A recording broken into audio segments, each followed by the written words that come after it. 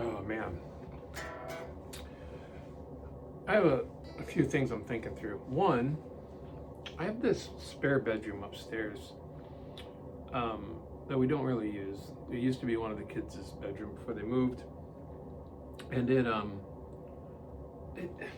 it might be a better backdrop than what I have here. This corner here has got like boxes full of pedal boxes, like a box full of boxes, an old amp cab, a mic stand, just a bunch of trash.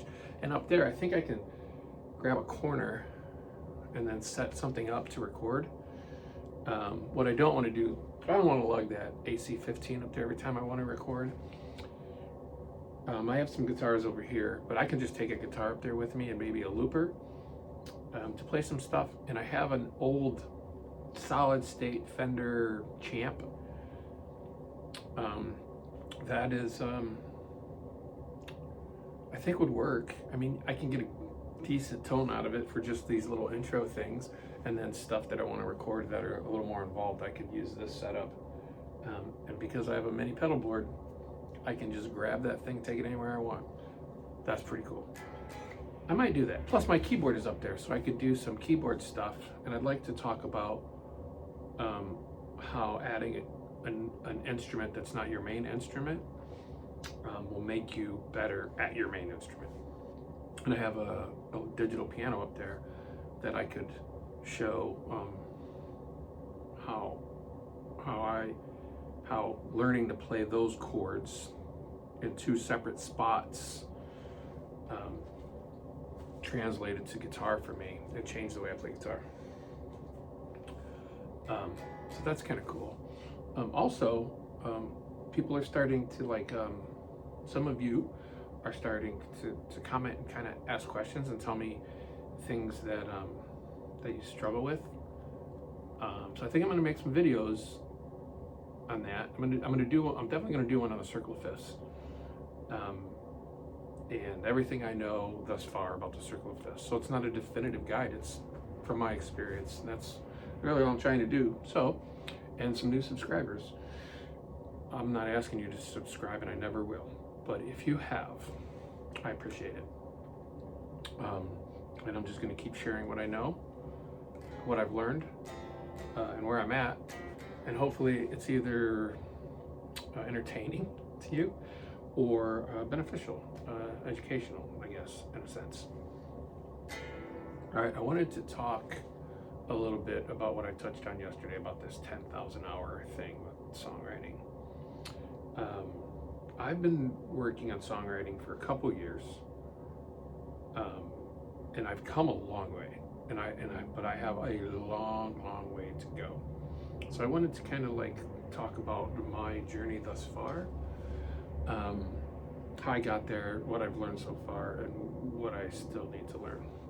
So I started writing songs when I started to learn music theory, because suddenly when I started to play certain chords together in harmony, like a song type thing would come out, like a chord. It becomes easier to come up with a really basic chord progression once you understand that stuff. Like Nashville's built on the 1-4-6-5.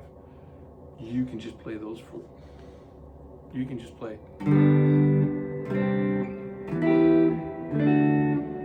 over and over in different rhythm.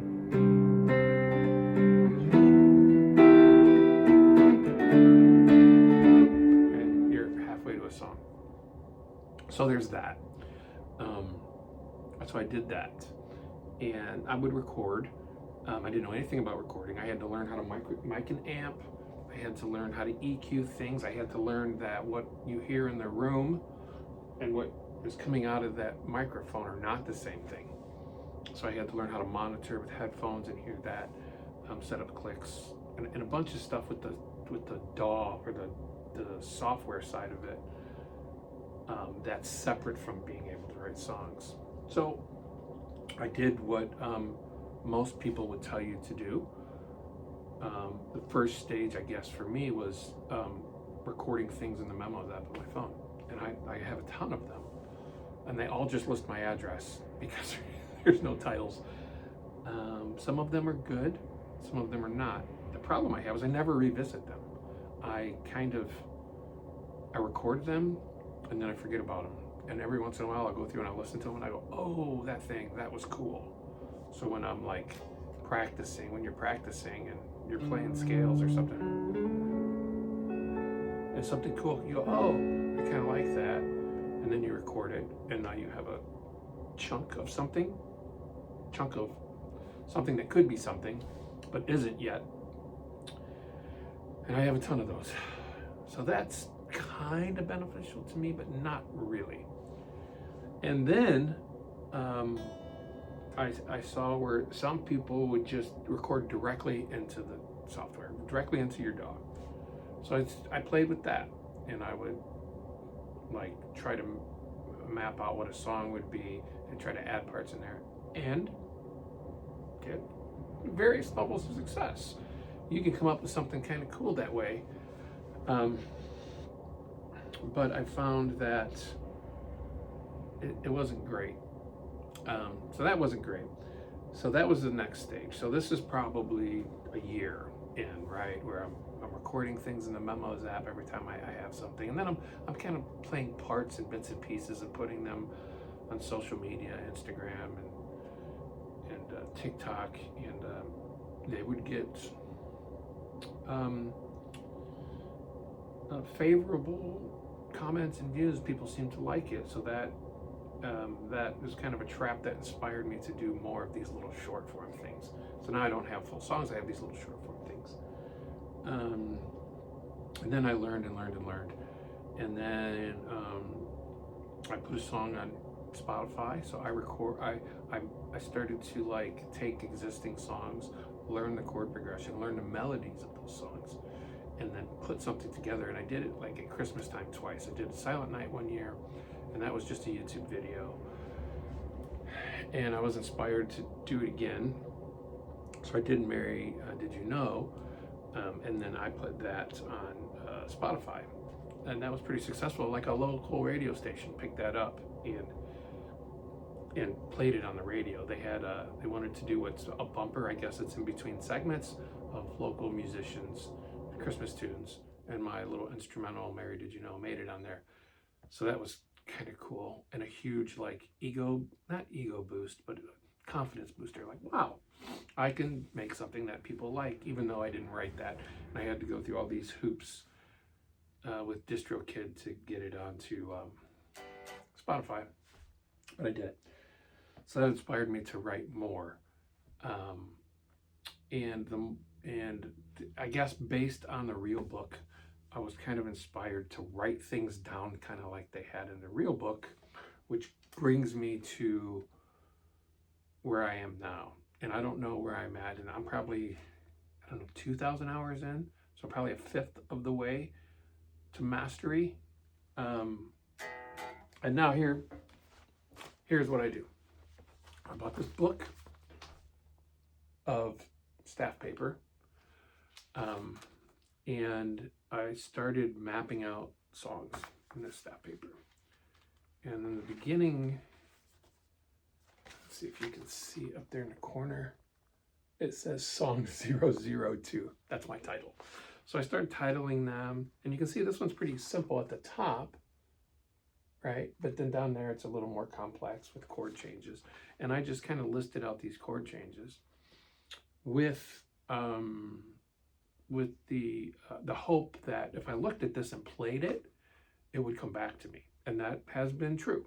So I can sit down, I can write down what I'm working on, and it comes to me. So let me back up a little bit. Before I got to this stage, I started to study song form. So, you can have intro, verse, chorus, pre-chorus, chorus, whatever.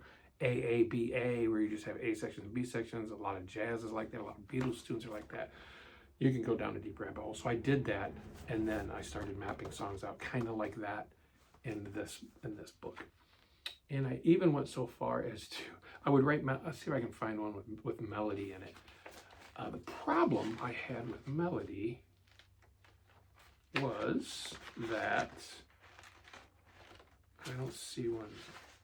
I don't want to have you sit here while I flip through pages. But the problem I had with melody was as I was kind of writing that melody, I didn't have the rhythm down as far as like knowing the note value, like if this is a dotted quarter or if there's like a quarter rest here, so it'd be kind of all over the place. So I stopped doing that, but I think my next phase is just going to be chords on the top line. The next staff will be melody, but I'll just write the notes in there, circle them in there with regular notation. You can just write the notes in if you want, and then figure out the rhythms later, and then figure out what the note values are and kind of rewrite it. But for now, I basically just do this chord structure, and you can see on the, I guess, the left side of the page by where the spiral is, I have A or B if it's A section or B section, and I have the repeat sign if it repeats, and it goes right on down the page.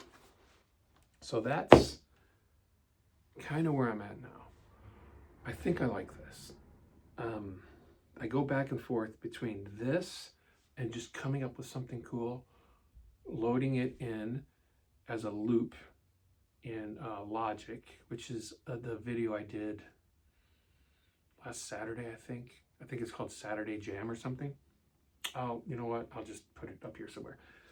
That was just a loop, and I just kind of played some melodies over it, and what I thought was cool, but it was all mostly improv. Like, it wasn't improv in the fact that like I knew what I was going to play when I played over that, but it was improv in the fact that like I was writing it as I was just like I just looped a section and I did like 5 takes, just picked the best one, and then when I played it for the camera, I just copied what I played on my favorite take, and now I'm writing this way, and I feel like I come up with better stuff, which is what I was playing in the beginning, which is this this line cliche,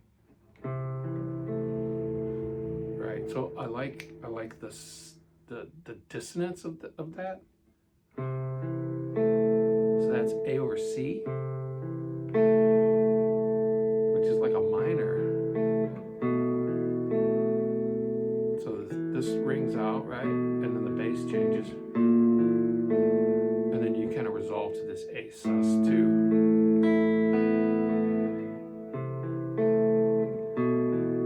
So I wrote that part and I'm like, I really kind of like that. Where can I go from there? And I wanted to keep it simple. And I'm like, well, I will just jump to chords, which were the bass notes that I was using. So I went C. Then I needed this B. Well, it turns out that's the major seventh of C. So that's basically a C major 7. And then I went to the B flat. A.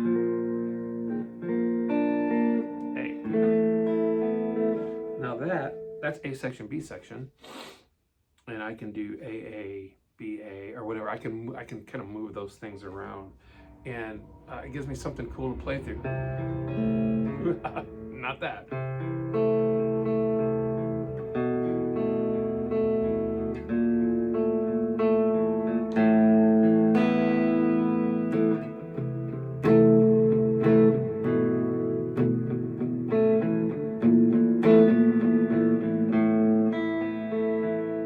Whatever. So now I can kind of mold that a little more until I have something I really like, and then I can record it.